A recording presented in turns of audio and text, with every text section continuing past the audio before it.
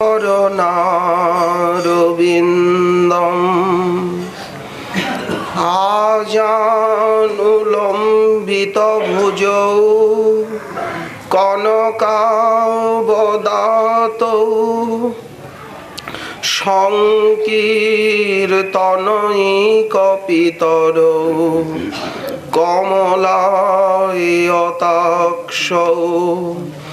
বিশ্বম্ভরৌ দ্বিজবরৌ যুগধর্মপালৌ বন্দে জগৎপ্রিয়করৌ করুণাবতারৌ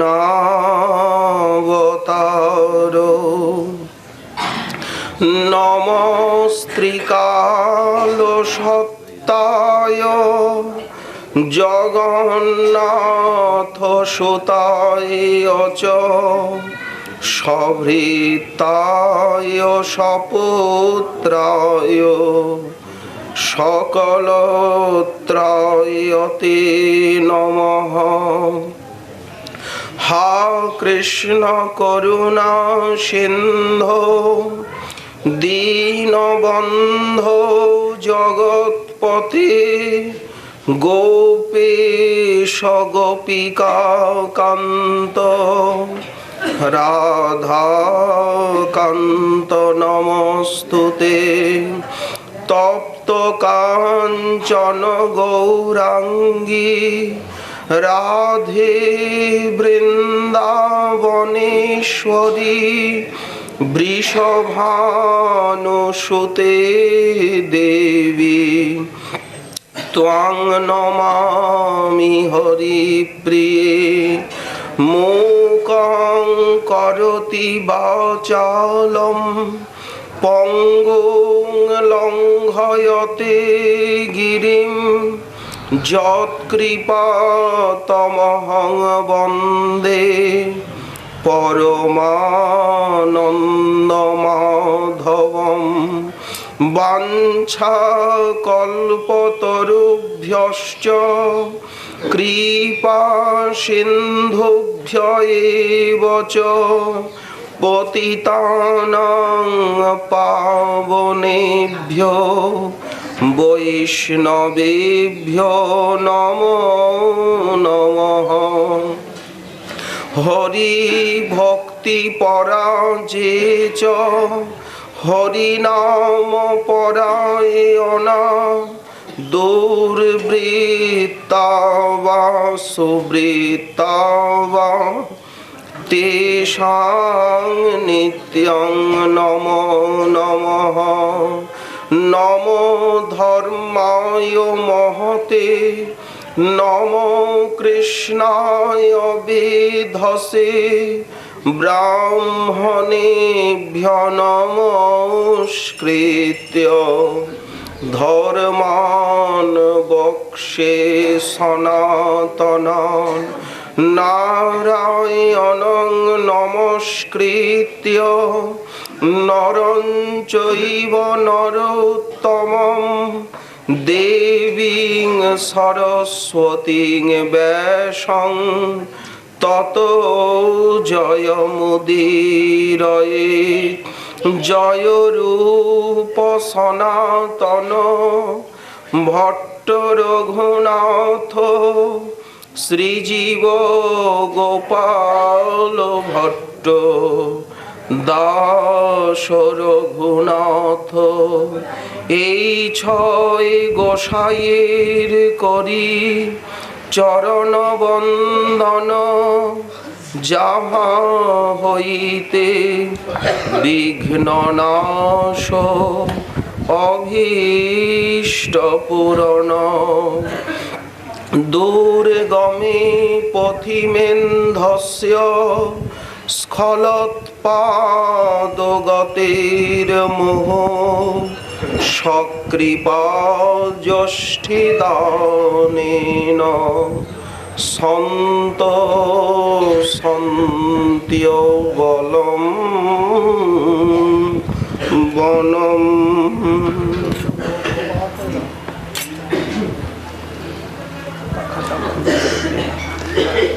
পাখাটা বন্ধ।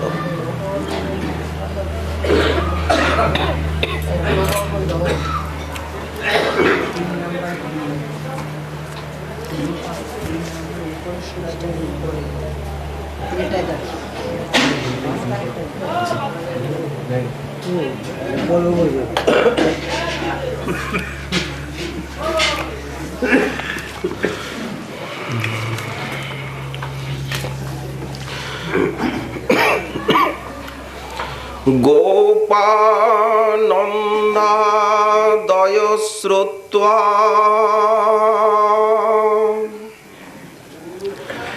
দ্রুময় পতত রবম তত্রা জগমো কুরু শ্রেষ্ঠ নির্ঘাত ভয় শঙ্কিতা সর্ববেদান্ত সার মহাপুরাণ শ্রী শ্রীমদ্ ভাগবতে দশম স্কন্ধে একাদশ অধ্যায়ে শ্রীমদ্ ভাগবত প্রবক্তা চরণ মহামুনি শ্রীল শুকদেব বর্ণনা করছেন গোপরাজ নন্দ যেভাবে নিজ হৃদয়ানন্দের বন্ধন করলেন উন্মোচন, বাল দামোদরের বন্ধন উন্মোচন প্রসঙ্গ, গোপানন্দাদয় শ্রুত্বা দ্রুময় পতত রবম তত্রা জগমো কুরু শ্রেষ্ঠ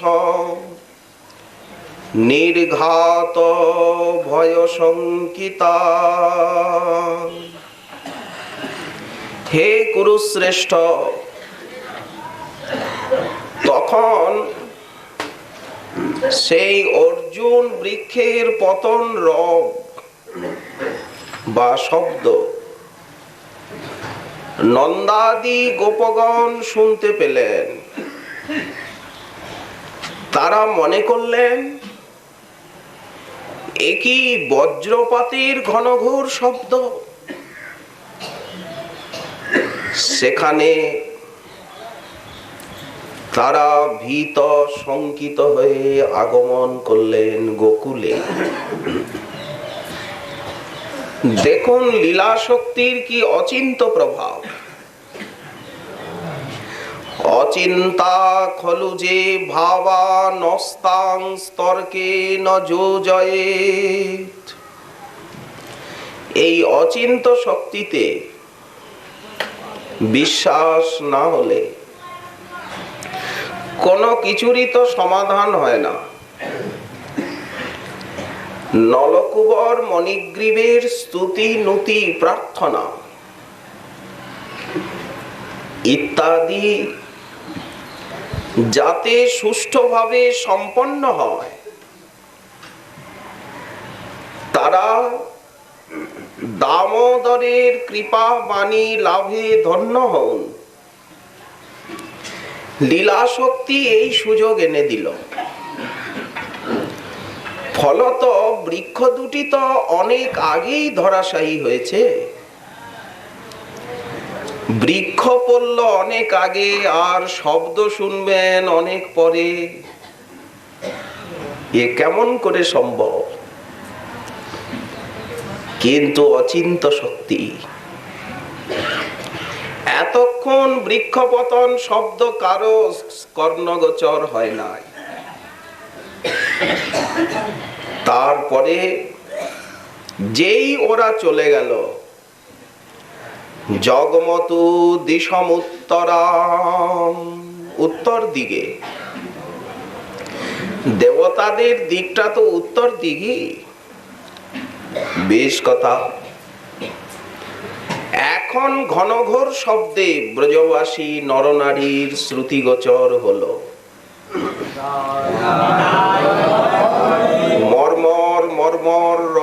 ভয়ঙ্কর বৃক্ষপাত। তারা তো জানেন না, না তারা লক্ষ্য করলেন যে গোকুলের দিকের থেকেই শব্দ আসছে, কান পেতে। হ্যাঁ, এই দিকের থেকেই শব্দ আসছে। কৃষ্ণের অমঙ্গল আশঙ্কায় ব্যাকুল হয়ে পড়লেন। এইটি ব্রজপ্রেমের বৈশিষ্ট্য। নিখিল জগৎ যার কাছে থেকে করেন মঙ্গলাকাঙ্ক্ষা, ব্রজবাসী সতত তার করেন মঙ্গল চিন্তা। পাছে আমাদের গোকুল জীবন গোকুলানন্দ লালের কোনো অমঙ্গল হলো? এখন সত্যি দেখুন, যেন মনে হচ্ছে শত শত বজ্রপাত অপেক্ষাও ভীষণতর শব্দ। এখন কৃষ্ণের জন্মের পরের থেকে একটার পর একটা বিপদ লেগেই আছে এই গোকুলে। নানাবিধ আকস্মিক উৎপাত আবির্ভূত হচ্ছে দিন প্রতিদিন। গোকুলবাসীর চিন্তার অবধি নেই। নন্দনন্দনকে নিয়ে তাদের কত আশঙ্কা। এই দেখুন, 6 দিনের শিশু, তাকে পুতনা রাক্ষসী আকাশে উড়িয়ে নিয়ে চলে গেল। এ কি ভয়ঙ্কর অঘটন নয়? তারপরে দেখুন, অত বড় শকটটা সেদিন গায়ের উপরে পড়তে পড়তে অত বড় শকটটা কিভাবে উল্টে গেল, অথচ নন্দনন্দনের একটুখানিকো ক্ষতি হলো না। তৃণাবর্ত আকাশে উড়িয়ে নিয়ে চলে গেল। হে নারায়ণ, এমনও কি হয়? সেই রাক্ষস পাথরের উপরে পড়ে, তৃণাবর্ত দৈত্য, সে চৌচির হয়ে গেল, অথচ বালকৃষ্ণের কিছু হলো না। কেমন ঘটনা দিনের পর দিন ঘটে চলেছে এখানে। আশ্চর্য তো। প্রত্যেকটি আকস্মিক বিপদ কি হয়েছিল? কৃষ্ণের অমঙ্গল করতে এসেছিল, কিন্তু নারায়ণের কৃপায় বারবার কৃষ্ণ বেঁচে গেছে। দেখুন ব্রজবাসীর ভাব। জানি না আজ আবার কি মহা বিপদ উপস্থিত। ওই তো নন্দ ভবনের দিকের থেকেই তো ভয়ঙ্কর শব্দ এলো। হে নারায়ণ, রক্ষা করো, রক্ষা করো আমাদের ব্রজ জীবনকে। ব্যাকুল হয়ে গেলেন ব্রজবাসী। আর্তনাদ করতে করতে নন্দালয়াভিমুখে হলেন প্রধাবিত। আর্তনাদ করতে করতে ব্রজবাসীগণ ছুটে গেলেন নন্দ ভবনের দিকে। কি হলো, কি হলো? হে নারায়ণ, আমাদের ব্রজানন্দ ব্রজ জীবনকে রক্ষা করো। একে বলা হয় রাগাত্মিকা ভক্তি। কৃষ্ণের প্রতি কেমন প্রীতির আবেশ। এদিকে নন্দাদি গোপগণ, তারা তো গোবর্ধন তটে আছেন ইন্দ্রজাগ উপলক্ষে। এই তো কার্তিকী শুক্লা প্রতিপদ, ইন্দ্রজাগ, তাতে ব্যস্ত। দেখুন, নন্দালয়ে আজ দাস দাসী কেউ নেই। মা যশোমতী নিজেই তো সকালবেলা দধি মন্থন করছিলেন। এখন হয়তো উনি একটু গোদহন করতে গেছেন, কাছেই আছেন মা। মনে মনে ভাবছিলেন মা যে এইগুলি ফেলে দিয়ে জায়গা পরিষ্কার করে তারপরে নারায়ণের সেবার দ্রব্য আমাকে প্রস্তুত করতে হবে। ঘরে খাদ্যদ্রব্য নেই বালকের, এতক্ষণ বুঝি ক্ষুধা পেয়ে গেল, গোদহন করে আর ক্ষীর লড্ডুকাদি বানাবো। মা এই কাজে আছেন, আর এর মধ্যে এসব ঘটনা ঘটে গেছে, সকাল বেলারই কথা। এদিকে হলো কি, সেই এখন বৃক্ষপতনের ঘনঘোর শব্দ একদম কাছে, মা আছেন ভিতরে, আর বৃক্ষপতনের শব্দ হলো অঙ্গনে। এত ভয়ঙ্কর শব্দ যে জননী যশোমতী তিনি মূর্ছিতা হয়ে গেলেন। মা আর কিছু বুঝতে পারলেন না। মূর্ছা সখী এসে যেন মাকে শান্ত করল, তা না হলে কি ব্যাপারই ঘটত। মা যদি ছুটে যেতেন। আর কোথায় গোকুল আর কোথায় গোবর্ধন তট, কাছে তো না। কোথায় গোকুল আর কোথায় গোবর্ধন, অনেক দূরত্ব। কিন্তু লীলা শক্তির এমনই ইচ্ছা, গোবর্ধন তটে থেকে তারা সেই ঘনঘোর শব্দ শুনতে পারলে। হায় কি হলো, কি হলো? অমঙ্গলা কাঙ্ক্ষায় তারা রুদ্ধশ্বাসে ধাবিত হচ্ছে, ছুটতে ছুটতে আসছেন গোবর্ধন তটের থেকে গোকুলে। সে কি মহাশয়, গোবর্ধনের থেকে ছুটতে ছুটতে গোকুলে যেতেও এক বেলা লাগবে, অত কাছে তো নয়। গোবর্ধনের থেকে ছুটতে ছুটতে কেউ যদি গোকুলে যায় কতটা সময় লাগবে? কিন্তু দেখুন লীলা শক্তির কেমন ইচ্ছা। আসলে কেউ যদি ভক্তি মুক্তি স্পৃহা শূন্য হয়ে কৃষ্ণের সুখের জন্য কৃষ্ণের দিকে ছুটে যায়, তাহলে কিন্তু বেশি সময় লাগে না কৃষ্ণের কাছে যেতে। আর যদি কৃষ্ণের সুখাকাঙ্ক্ষা না নিয়ে আর স্বার্থান্বেষী বুদ্ধি নিয়ে কেউ কৃষ্ণের কাছে যেতে চায়, তো বহু জন্ম লেগে যায়। বহু জন্ম করে যদি শ্রবণ কীর্তন, তথাপি না পায় কৃষ্ণ পদে প্রেমধন। ব্রজবাসীর যে শুদ্ধ প্রীতি, কৃষ্ণের সুখের নিমিত্ত তারা ছুটছেন অমঙ্গলা কাঙ্ক্ষায় অধীর হয়ে। ধাম বলছেন এই সময় আমার একটু সেবা করা প্রয়োজন। বৃন্দাবন ধাম প্রস্ফুটিত কমলের মতো, যখন প্রয়োজন পড়ে কৃষ্ণ সেবার, তখন অতি দূরতর স্থান নিকট হয়ে যায়, ধাম সংকুচিত হন। যখন বিশেষ প্রয়োজন, এখনই কৃষ্ণের কাছে যেতে হবে, ধাম সংকুচিত হয়ে অতি শীঘ্র পৌঁছে দেন। আবার দেখুন বিরোধী পক্ষ আসবে, তখন ধাম প্রসারিত হয়ে আর বহুদূর সরিয়ে দেয়। ধামের সেবা বেশ। তাই যখনই ব্রজবাসীগণের উৎকণ্ঠা হলো কৃষ্ণের কাছে যাবার, ধাম সংকুচিত হয়ে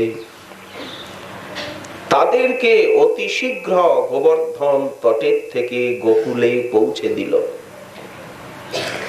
লঘু ভাগবতামৃতে শ্রীমদ রূপ গোস্বামী চরণ এই কথাই বলেছেন যে স্ফার সংকুচিতশ্চ স্যাৎ কৃষ্ণ লীলানুসারত। ধাম কৃষ্ণ লীলার আনুকূল্যে কখনো কি হন? না দূরবর্তী হন, কখনো নিকটবর্তী হন, অর্থাৎ সংকুচিত হন, প্রসারিত হয়ে যান।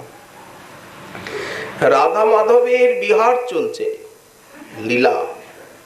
কোন যদি বিরুদ্ধ পক্ষের কেউ আসতে চান, তখন ধাম প্রসারিত হয়ে তাকে বহুদূর করে দেয়।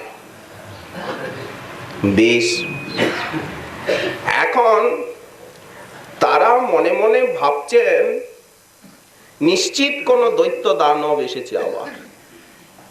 আমাদের অভিজ্ঞতায় তো আমরা জানি পুতনার আগমন, সেই সকট ভঞ্জন, সেই তৃণাবর্তের আকাশে উড়িয়ে নিয়ে যাওয়া, সেই বিপদের স্মৃতি তাদের অন্তরকে জানালো যে নিশ্চিত কোন দৈত্য দানব আবার এসে উপস্থিত হলো। কত শতবার তারা নারায়ণের শ্রীচরণে প্রণত হয়ে আর গোকুলানন্দের জীবন ভিক্ষা করতে লাগলেন। আমাদের নন্দকুমার যেন কুশলে থাকে, হে নারায়ণ, তোমার কাছে তো জীবনে কোনোদিন কিছু চাইনি। আমরা অভাজন হতে পারি, ভক্তিহীন হতে পারি, তুমি আমাদের নন্দকুমারের প্রাণ ভিক্ষা দাও। ব্রজবাসী ব্যাকুল হয়ে ছুটতে ছুটতে এসে উপস্থিত। তারা দেখছেন এ কি, আমাদের জন্মের বহু পূর্বের এই যে বৃক্ষ দুটি, আমাদের বলি কেন, আমাদের বাপ ঠাকুর দাদারও জন্মের আগের থেকে এই বৃক্ষ দুটি এইভাবে শেকড়ের সঙ্গে আর উৎপাটিত হয়ে ভূমিতে ধরাশায়ী হলো কি করে? দেখুন, এই মহাবৃক্ষ দুটো পতিত হলো কিভাবে। ছুটতে ছুটতে এসে তারা দেখছেন নন্দাঙ্গনকে শাখা প্রশাখায় ঢেকে আর বৃক্ষ দুটি পড়ে আছে, হাত তো কিছু দেখা যাচ্ছে না। বিনা বাতং বিনা বর্ষং বিদ্যুৎ প্রপতনং বিনা বিনা হস্তিকৃতং দোষং কেনাশৌ পাতিত দ্রুমৌ। গোপগণ, ঝড় নাই, কই ঝড় তো হয় নাই, স্থির বায়ু সকালের থেকে, বৃষ্টি নাই, আকাশে একখণ্ড মেঘও নাই, বজ্রপাতের কোনো চিহ্ন নাই, পরিষ্কার আকাশ, বজ্র আসবে কোথার থেকে? এমনকি মত্ত হস্তির আকর্ষণও নাই। মত্ত হস্তিও সহজে এই বৃক্ষ দুটিকে একবারে টেনে উপড়াতে পারে না, এত বিশাল বড় বড় গাছ। তথাপি এই বৃক্ষদ্বয় কি করে ভূপতিত হলো? কোন মহাবল পরাক্রান্ত ব্যক্তি বৃক্ষ দুটিকে উৎপাটিত করলো? তারা বিতর্ক করছে, কে এমন বলশালী ব্যক্তি আছেন আর বৃক্ষ দুটিকে এইভাবে সমূলে উৎপাটিত করলো? নিশ্চিত কোন দৈত্য দানব এসেছিল নন্দনন্দনের প্রাণ হরণার্থে। এখন বৃক্ষ পতনের যে প্রকৃত কারণ, সেই প্রকৃত কারণ কিন্তু কারো অলক্ষ্য ছিল না, কিন্তু তারা বুঝতে পারেননি। অবশ্য নন্দাদি গোপগণ প্রথমে দেখতে পাননি নন্দনন্দনকে। কেন পাননি বলুন তো? সেই বিরাট বড় বড় ঢালপালা, তার ভিতরে বালকৃষ্ণলাল এতটুকু, আর তাতে আবার হামাগুড়ি দিয়ে উলুখল টেনে চলেছেন, তো সেই ডালপালার ভিতরেই তো উনি তলিয়ে গেছেন, আর বালকগুলো তো সেই ডালপালার ভিতরে। ওরা গাছ দুটি দেখেই আর বিতর্ক করছে, কিন্তু দেখলেও এরা নির্ণয় করতে পারবেন না। কেন পারবেন না জানেন? না, প্রেম এদেরকে অন্ধ করে দিয়েছে। শুদ্ধ বাৎসল্য প্রেমে ব্রজবাসী অন্ধ। তারা কিছুতেই মানবেন না যে শ্রীকৃষ্ণ কর্তৃক এই বৃক্ষ উৎপাটিত হয়েছে। অসম্ভব। কৃষ্ণেরে ঈশ্বর নাহি জানে ব্রজজন, ঐশ্বর্য দেখিলেও নিজ সম্বন্ধ মনন। এরা তো শুদ্ধ বাৎসল্য প্রেম ঘনমূর্তি না, নন্দাদি গোপগণ। এদের বাৎসল্য প্রেমান্ধ দৃষ্টিতে ঐশ্বর্য কখনোই দৃষ্টিগোচর হয় না। এরা ঐশ্বর্য দেখলেও দেখেন না, গ্রহণও করেন না। কৃষ্ণ যে ভগবান, এই বুদ্ধি এদের মনকে কখনোই স্পর্শ করতে পারে না। এইটি তো ব্রজপ্রেমের বৈশিষ্ট্য। এখন তারা যখন অস্থির হয়ে পড়লেন, কি করে এই বৃক্ষ দুটি নিপতিত হলো কেউই কারণ নির্ণয় করতে পারছেন না। হন্তদন্ত হয়ে উন্মত্তের মতো ছোটাছুটি করছেন, কি করে বৃক্ষ দুটি পড়ে গেল, কি করে পড়লো, গালে হাত দিয়ে চিন্তা করছে। ভাই নন্দনন্দন কোথায় আছেন, নন্দকুমার কোথায় আছেন? গোপরাজ নন্দ তিনিও নির্ণয় করতে পারছেন না। হঠাৎ কি হলো, সেই ডালপালার ভেতর থেকে দু একটা বালক বেরিয়ে উঠেছে। দেখুন, আরে তোরা এর মধ্যে কি করছিস? হঠাৎ দু একটা বালককে দেখা গেল। এখন ওরাও তো এতক্ষণ ভীত চকিত হয়েছিল। তারা জিজ্ঞাসা করছেন, বালা উঁচু অনেনেতি তির্যগত মুলুখলম বিকর্ষতা মধ্যগেন পুরুষাবপি অচকমহি। এখন হলো কি, নন্দনন্দনকে তো ওরা দেখতে পায়নি। এখন যখন ছোটাছুটি করছিল, তখন সেই বালকগুলি অঙ্গুলি নির্দেশ করে, ওরাও ভয় পেয়ে গেছে। এত লোক চারিদিকে, ছোট ছোট বাচ্চাই তো, শিশুই তো, এত লোকজন এসে হইচই করছে দেখে ওরাও ভয় পেয়ে গেছে। এখন ভয় পাক আর যাই পাক, তার ভিতরে এদের বাবা জ্যাঠা আত্মীয় স্বজন তারাও তো আছে। তখন ওরা ছোট ছোট সেই অঙ্গুলি নির্দেশ করে দেখাচ্ছে, ওই দেখো। ওরা দেখাচ্ছে সেই ডালপালার মধ্যে, ওই দেখো, ওই যে উলুখল আকর্ষণ করছে। কৃষ্ণের কাজ। তারা ছোট ছোট সেই ভাষায়, বালক ভাষায় তারা আকার ইঙ্গিতে বুঝিয়ে দিল কৃষ্ণেরই কাজ। এটা কৃষ্ণেরই কাজ ভাই, আমাদের কানাই এই কাজ করেছে, ওই দেখো যাচ্ছে। এখন দামোদর গ্রীবা বঙ্কিম করে চলেছেন, উলুখলটাকে টানতে টানতে, মাঝে মাঝে আবার পিছনে তাকাচ্ছে। তাই তো ওরা আমাকে খুঁজে বের না করলে আমি সারা শব্দ করছি না। ওরা আগে খুঁজে বের করুক, দেখি কি ঘটনা ঘটে। বেশ কথা। এখন বালকগুলি ঠিকই বলল যে আমরা দেখেছি, কিন্তু তারা বিশ্বাস করতে পারলেন না। সুকমুনি বলছেন, বালা উঁচু অনেনেতি তির্যগত মুলুখলম বিকর্ষতা মধ্যগেন পুরুষাবপি অচকমহি। তারা বলছেন, ওই দেখো কৃষ্ণ অর্জুন বৃক্ষের মধ্যে দিয়ে আর উলুখলটাকে টানতে টানতে চলে গেছে। আমরা দেখলাম উলুখলটা আটকে গেল, আর ওপাশে গিয়ে ও যেভাবে টানছে করতে করতে, এখন এখন হলো কি, মরমর করে গাছ দুটো পড়ে গেল, আমরা সচক্ষে দেখেছি।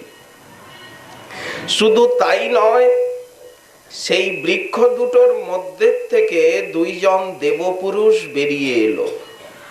এতটুকুও বলে দিল যে দুজন বেরিয়ে এসে তারা কি যেন বলল, আর শ্রীকৃষ্ণ তাদেরকে হাত নেড়ে নেড়ে কি বলল। আর অনেকবার দেখলাম ঘুরলো চারিদিকে, ঘুরে আর বারবার প্রণাম করতে করতে এই দিকে, এই যে এই দিকটাই চলে গেল। ওরা বলল ঠিক, কিন্তু ওদের কথার গ্রাহক নাই এইখানে, তারা বিশ্বাস করলেন না। নতে তদুক্তং জগৃহু, তারা শুনে ভাবলেন আশ্চর্য তো, বালক কি এত বড় বৃক্ষ উৎপাটিত করতে পারে? কেচিৎ সন্দিগ্ধ চেতস, এখন নন্দনন্দনের হিতাকাঙ্ক্ষী কিছু ব্রাহ্মণ তারাও তো ছুটে এসেছেন। এই যে এখানে ইন্দ্রজাগ উপলক্ষে গোবর্ধন তটে সেদিন অনেক ব্রাহ্মণ সজ্জন তো উপস্থিত ছিলেন। গোপরা যখন ছুটলো তখন তারাও তো পেছনে পেছনে ছুটেছেন। এই সমস্ত ব্রাহ্মণগণ প্রায়ই আসেন নন্দালয়ে, আর নন্দনন্দনের মঙ্গলের জন্য শান্তি সস্তয়নাদি করেন, ধান দুর্বা দিয়ে নন্দনন্দনকে আশীর্বাদ করেন, আর মোটা দক্ষিণা নিয়ে চলে যান। প্রায়ই আসেন, কিছু হলেই নিমন্ত্রণ থাকে, তারা শান্তি সস্তয়ন করে আশীর্বাদ করে আর মোটা দক্ষিণা নিয়ে যান। এখন সেই সমস্ত ব্রাহ্মণগণ এসেছেন পেছনে পেছনে। তাদের মধ্যে কারো কারো একটু সন্দেহ হলো, হতেও পারে। ব্রজবাসীদের হলো না, কারণ এদের শুদ্ধ বাৎসল্য প্রেম। সেই ব্রাহ্মণদের মধ্যে কারো একটু খটকা লাগলো, হলে হতেও পারে। তাই বালস্য উৎপাটনং তর্ব কেচিৎ সন্দিগ্ধ চেতস, কেউ কেউ সন্দিগ্ধ চিত্ত হলো। এই কেউ কেউ কে বললেন? ওই যে ব্রাহ্মণগণ উপস্থিত ছিলেন। এখন যখন গোপরাজ নন্দ ছুটতে ছুটতে নিকটে এলেন, আর গোপবালকরা দেখাচ্ছে ওই দেখো কৃষ্ণ, আর উরুখলটা টানছে, ওই দেখো। গোপরাজ নন্দ লক্ষ্য করলেন, হ্যাঁ তাই তো, উজ্জ্বল ইন্দ্র নীলমণি কান্তি বিনিন্দি বালক উলুখল টানছে, তখনও উলুখল টানছে। তাড়াতাড়ি ছুটে গেলেন। এখন দ্রুত গতিতে শ্রীকৃষ্ণের কাছে ছুটে গিয়ে গোপরাজ নন্দ আপাদ মস্তক নিরীক্ষণ করছে। এত বড় গাছটা পড়ে গেল, দুটো গাছ, আর ডালপালার ভিতর দিয়ে যেভাবে চলেছে, এর অঙ্গে এত কুসুম কোমল বালক, নবনীত কোমল বালক, এর অঙ্গে আঘাত লাগেনি তো? বারবার তীক্ষ্ণ দৃষ্টিতে গোপরাজ নন্দ সর্বাঙ্গ নিরীক্ষণ করছে। কে একে বন্ধন করলো? যখন ভালো করে দেখলেন না এর কোনো অঙ্গে আঘাত লাগেনি, তখন স্বস্তির নিঃশ্বাস ফেললেন। ওহো নারায়ণ, তোমার কত কৃপা। কিন্তু প্রশ্ন হচ্ছে, এই সুকমলাঙ্গ বালককে এইভাবে উলুখলের সঙ্গে বাঁধল কে? এখন হলো কি, যেই গোপরাজ নন্দ ত্রস্ত চরণে নিকটে আসছেন, সঙ্গে সঙ্গে কৃষ্ণ মনে মনে ভাবলো, ও বাবা আসছে, আমি আজ সকালবেলা কত অন্যায় করেছি, বাবা তো সেসব জানে না। দইয়ের ভাণ্ড ভেঙে ফেলেছি মায়ের খুব প্রিয় বহুদিনের পুরনো দইয়ের ভাতটা আমি আজ ভেঙে ফেলেছি। কত দুষ্টুমি করেছি, অন্যায় হয়ে গেছে, আর নবনীতকে নষ্ট করে দিয়েছি। নারায়ণের ভোগের ঘরে যে সমস্ত নবনীত ছিল সেইগুলি পেরে আর বানরদেরকে খাইয়েছি, কম অন্যায় তো করিনি। তাই মা আমাকে বন্দন করেছে। মা এত কঠোর যে মা আমার একটু চোখের জল দেখলেই ছুটে এসে আর বুকে লাগান, চুমু খান। বাছা হলো কি, সেই মা আজ এত কঠোর হয়ে আর আমাকে বাঁধলো। জানি না এই অপরাধে বাবা আবার আমাকে আজকে কি দণ্ড দেন। কৃষ্ণের মনে এই ভয় ঢুকে গেছে, জানি না আজকে বাবা আবার আমায় কি দণ্ড দেবে। বেশ ভীত চকিত নয়নে এখন অন্তরের ভাবকে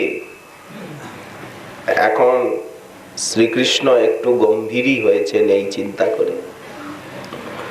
গোপরাজ নন্দ ক্ষণিকের মধ্যে বুঝতে পারলেন এ কাজ যশোমতীর, এছাড়া তাকে কে বাঁধবে? যশোদা জীবনকে কে বাঁধবে গোকুলে? চঞ্চল চপল বালক হয়তো কোনো অন্যায় করেছে, তাই যশোদা তাকে এইভাবে বেঁধেছে, কিন্তু কাজটা ঠিক হয়নি। ভয়ঙ্কর বিপদের থেকে আজ পুত্র বেঁচে গেছে নারায়ণের কৃপায়। যদি এই গাছটা এর উপরে পড়তো, কি একটা ডালি পড়তো, কি অবস্থা হতো। কিন্তু সেই ভাবটা বাবা অন্তরে গোপন করে রেখে, বাবা কিন্তু সেই আচ্ছা যশোদার সঙ্গে আজ বোঝাপড়া একটু হবে, কিন্তু সেই ভাবটাকে গোপন করে রেখে আর হাসতে হাসতে বললেন, বাপ আমার, জীবন সর্বস্ব আমার, এসো এসো কৃষ্ণ, এসো এসো। এখন যেই এই কথা গোপরাজ নন্দ বলে আর দুবাহু প্রসারণ করেছেন, এসো বাপ আমার, সর্বস্ব আমার, জীবনধন আমার, এসো এসো। হাস্যবদন দেখেই পিতার শ্রীকৃষ্ণ ভাবলেন, যাক বাচ্চা গেছে, বাবা আর দণ্ড দেবেন না। যেমন উনি হেসে আর আমাকে কোলে নিতে চাইছেন, বাবার কাছ থেকে ভয় নেই, এত দুষ্টুমি করেছি আজ আমি। এখন নন্দনন্দন আনন্দ সাগরে ভাসমান হলেন, সহাস্য বদনে সেই আবদ্ধ অবস্থাতেই ছোট্ট দুটি বাহু প্রসারণ করে আর বাবার কোলে উঠতে চাইছেন। দেখুন, বাবা কোলে নিচু হয়ে বাবা যদি কোলে না নেন, নন্দনন্দনের ক্ষমতা আছে কি নন্দনন্দন বাবার কোলে উঠবেন? নন্দনন্দন হাসতে হাসতে হাত দুটো বাড়িয়ে আর পিতার কোলে উঠতে চান। এখন হলো কি না, সহাস্য বদন গোপরাজ নন্দ প্রিয় পুত্রকে কোলে তুলতে যাচ্ছেন, তো বাহাত দিয়ে উনি ধরে আর কোলে ওঠাচ্ছেন। টান পড়লো না, এই যে রজ্জুটা, উনি বাহাত দিয়ে কোলে নিয়েছেন আর ডান হাত দিয়ে টেনে আর কোটির যে বন্ধন ছিল সেটা খুলে দিলেন। প্রথমে উলুখলের সঙ্গে যে বন্ধনটা ছিল সেটা খুলে দিলেন, এখন কোলে নিতে পারলেন। এইবার কোটিতে যে বন্ধন ছিল সেই বন্ধনটাও খুলে দিলেন, মুহূর্তের ভিতরে একটা হটকা টান দিয়ে খুলে দিলেন। গেরোই তো মাত্র, কিন্তু দেখুন দুই জায়গায় বন্ধন ছিল, এক উলুখলের সঙ্গে একটা আর কোটিতে একটা। বাবা প্রথমে উলুখলেরটা খুলে কোলে নিয়ে আর পেছনের দিকের কোটির বন্ধনটাও খুলে দিলেন।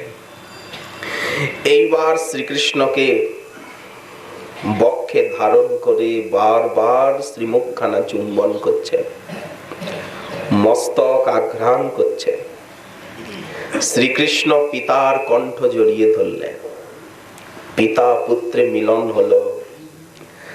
আজ বাৎসল্য প্রেম সিন্ধুর বুকে নীল কমলের মতো আনন্দ রসে ঢলঢলায়মান নন্দকুমার। দেখুন গোপরাজ নন্দ আর তার বক্ষে শোভা পাচ্ছেন শ্রীমান নন্দকুমার। ছোট্ট ছোট্ট হাত দুটি দিয়ে পিতার কণ্ঠ আলিঙ্গন করে নিয়েছে। এইদিকে মনে মনে রাগ আছে মায়ের উপরে, সে ঘটনায় আমরা পরে আসছি।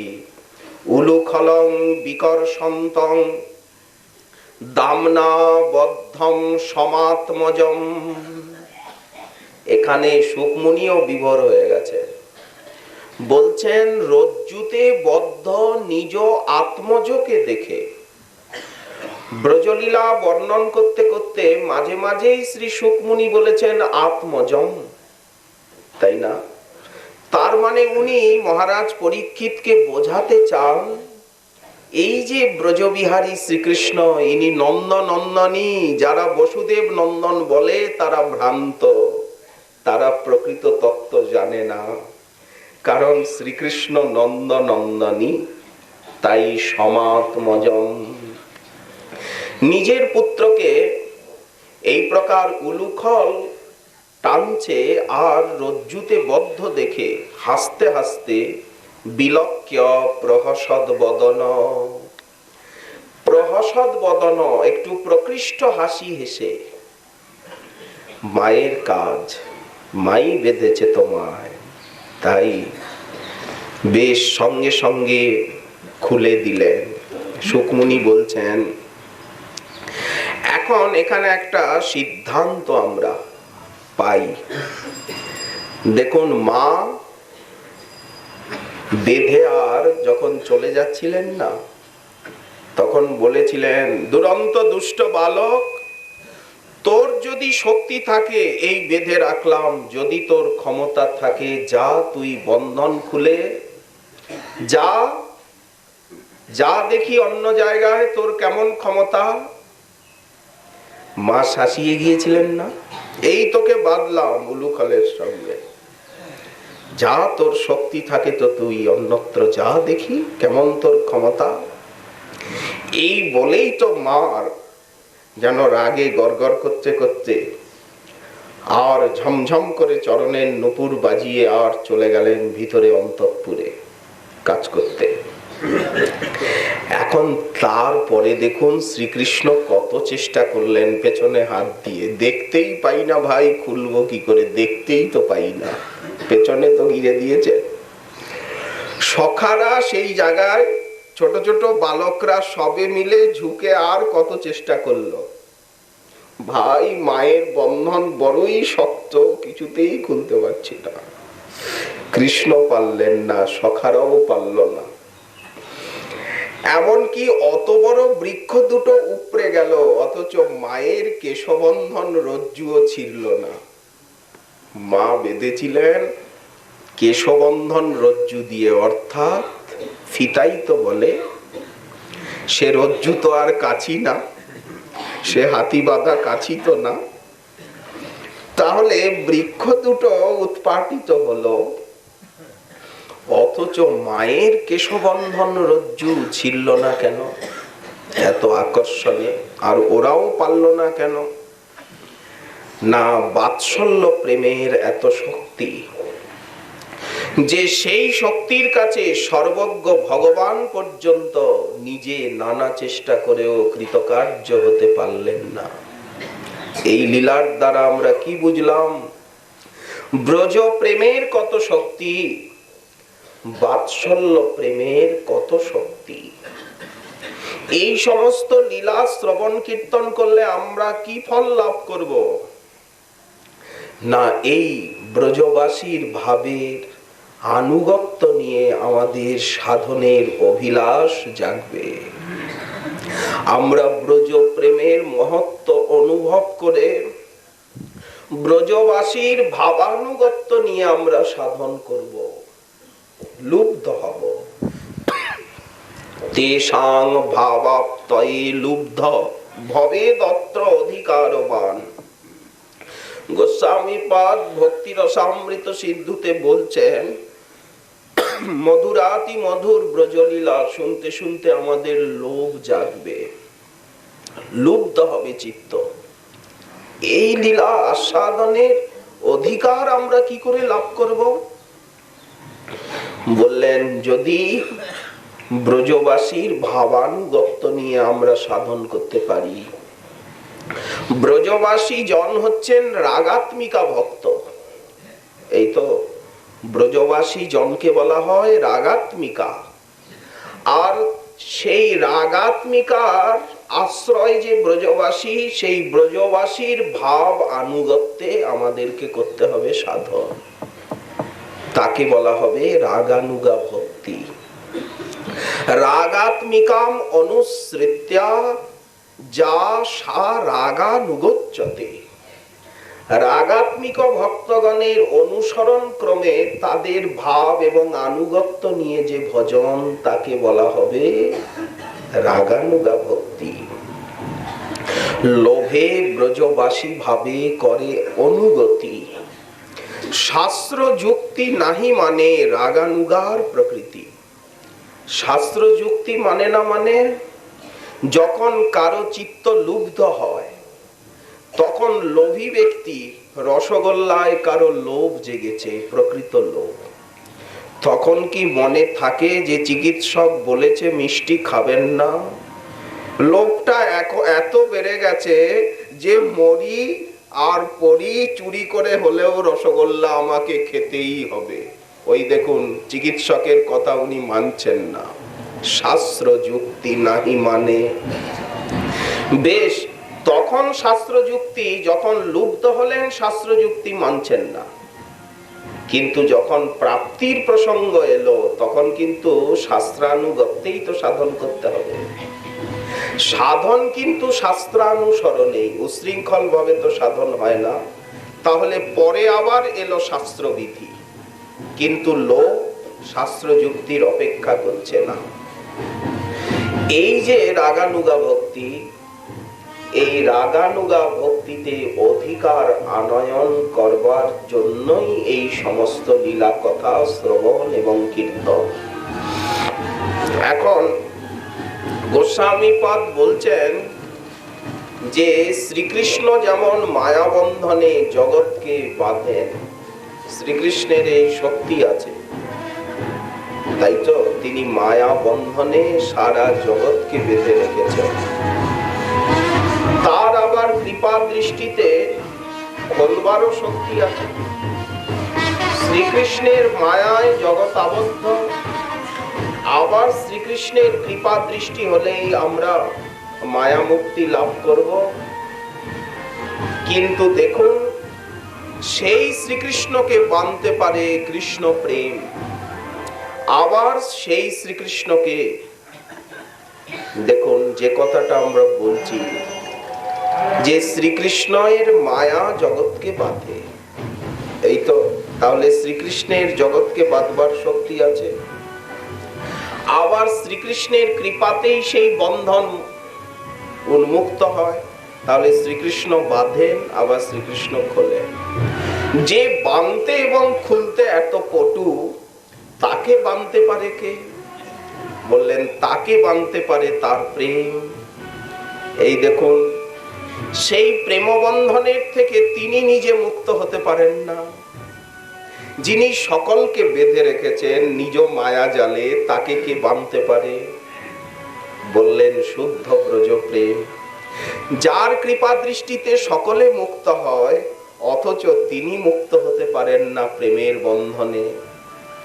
তাহলে সেই প্রেমের বন্ধনের থেকে আবার তাকে কে মুক্ত করতে পারে? বললেন, প্রেমিক। তাহলে প্রেমের বন্ধনটা কেমন? যে সর্ববন্ধন কর্তাও সেই বন্ধন খুলতে পারেন না। প্রেমেরই জয় জয়কার, প্রেমই পুরুষার্থ শিরোমণি। পঞ্চম পুরুষার্থ কৃষ্ণ, প্রেম মহাধন। কৃষ্ণের মাধুর্য রস করায় আস্বাদন। প্রেমা হইতে হয় কৃষ্ণ নিজ ভক্ত বশ, আর প্রেমা হইতে পাই কৃষ্ণের সেবা সুখ রস। প্রেমের কত শক্তি দেখুন। বেশ কথা। তাহলে এখন আমাদের কথা তো আমরা কিছু বললাম না, এ তো বাৎসল্য প্রেমের কথা।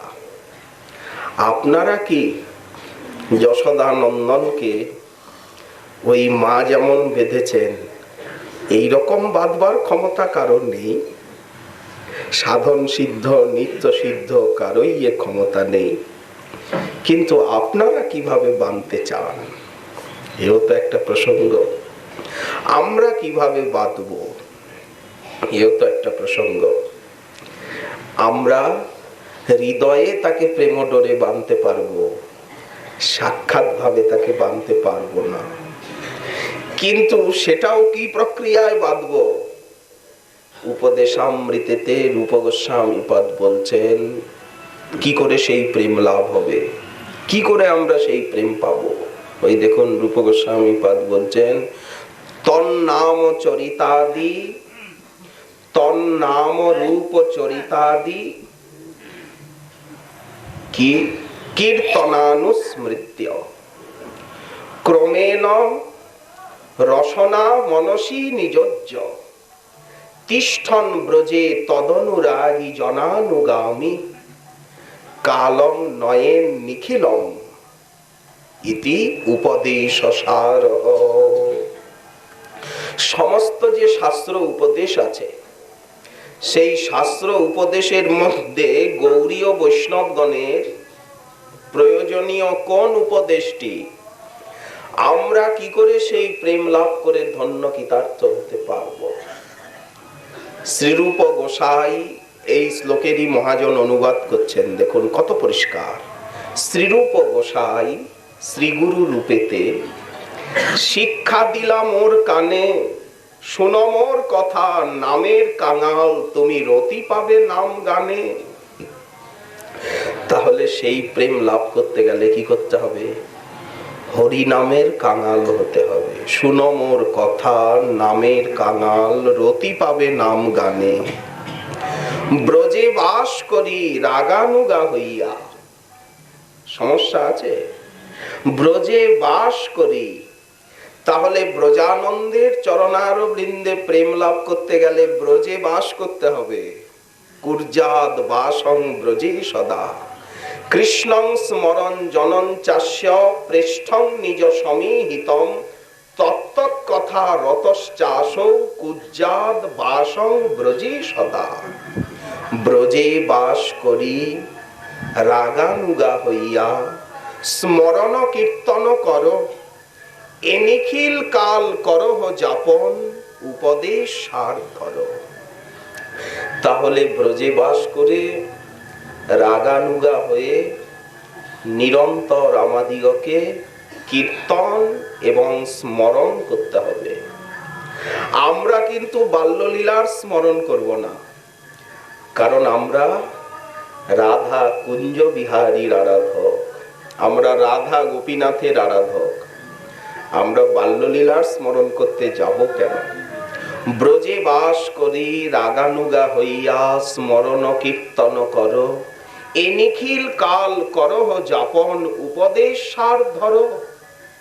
হারূপ গোসাই কৃপা করি মোরে কবে দিবে ব্রজ বাসা। হে রূপ গোস্বামী পাদ, তুমি কৃপা করে কবে আমায় ব্রজে বাস দেবে। রাগাত্মিক তুমি তব পদানুগ হইতে দাসের আশা। তুমি হচ্ছ রাগাত্মিক।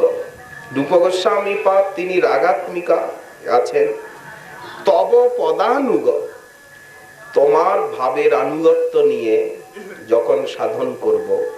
ষড গোস্বামী পাদ আমাদের হৃদয় হৃৎপিণ্ড, তাদের আনুগত্য এবং তাদের ভাব নিয়ে যখনই আমরা কীর্তন এবং স্মরণ করব, সঙ্গে সঙ্গে আমরা রাগানুগা হয়ে গেল।